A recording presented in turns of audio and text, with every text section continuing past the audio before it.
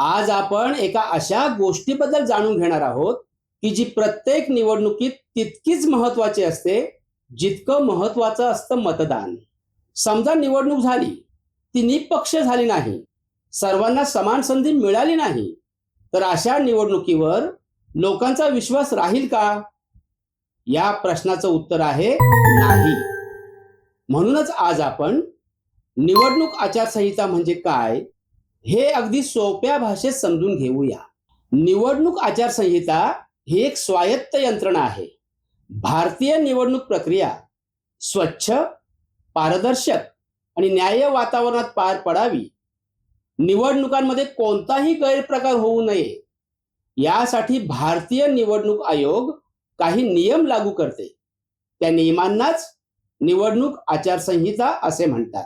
म्हणजेच निवडणूक प्रक्रिया सुरू झाल्यापासून प्रत्येक राजकीय पक्षानं आणि उमेदवारानं कोणते नियम पाळावेत हे निवडणूक आचारसंहिता ठरवते. एक गोष्ट लक्षात ठेवा, आचारसंहिता म्हणजे कोणत्याही एका पक्षासाठी बनवलेले नियम नसतात, तर ते सर्व राजकीय पक्ष आणि उमेदवारांसाठी समान असतात. पण इथेच अनेक विद्यार्थी गोंधळतात. त्यांना वाटतं फक्त मतदानाच्या दिवशी आचारसंहिता लागू होते, पण तसं नसतं. निवडणूक प्रक्रिया सुरू झाली की आचारसंहिता लागू होते आणि निवडणूक पूर्ण होईपर्यंत तिचे सर्वांनाच पालन करावे लागते. आता आचारसंहितेचा मुख्य उद्देश काय आहे ते पाहूया. निवडणूक प्रक्रियेत कोणताही गैरप्रकार होऊ नये, मतदारांवर चुकीचा प्रभाव पडू नये आणि सर्व पक्षांना समान संधी मिळावी, हा तिचा मुख्य उद्देश आहे. हा बोर्डासाठी खूप महत्वाचा भाग आहे. फक्त नियम हा शब्द लक्षात ठेवू नका, तर स्वच्छ, पारदर्शक आणि न्याय्य वातावरण हे तीनही शब्द उत्तरामध्ये लिहायला हवेत.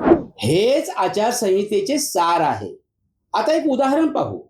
समजा एखादा पक्ष निवडणुकीच्या काळात सरकारी यंत्रणेचा वापर स्वतःच्या प्रचारासाठी करू लागला, तर इतर पक्षांवर अन्याय होईल. आचारसंहिता हेच करते, कोणावर अन्याय होणार नाही याची काळजी घेते. एक सोपी ट्रिक लक्षात ठेवा. आचारसंहिता म्हणजे समान संधी आणि स्वच्छ निवडणूक. हे दोन शब्द आठवले की हा टॉपिक संपूर्ण आठवेल. तर आज आपण जाणून घेतले की निवडणूक आचारसंहिता म्हणजे निवडणूक आयोगानं तयार केलेले असे नियम की ज्यामुळे निवडणूक प्रक्रिया स्वच्छ, पारदर्शक आणि न्याय्य वातावरणात पार पडते. सर्व राजकीय पक्षांना आणि सर्व उमेदवारांना समान संधी मिळते. मग आता स्वतःला एकदा विचारा, आचारसंहिता म्हणजे काय, तिचा मुख्य उद्देश काय आहे? ह्या प्रश्नाचे उत्तर तुम्ही स्वतःच्या शब्दात देऊ शकत असाल तर हा टॉपिक बोर्डाच्या परीक्षेत तुम्ही आत्मविश्वासाने लिहू शकाल.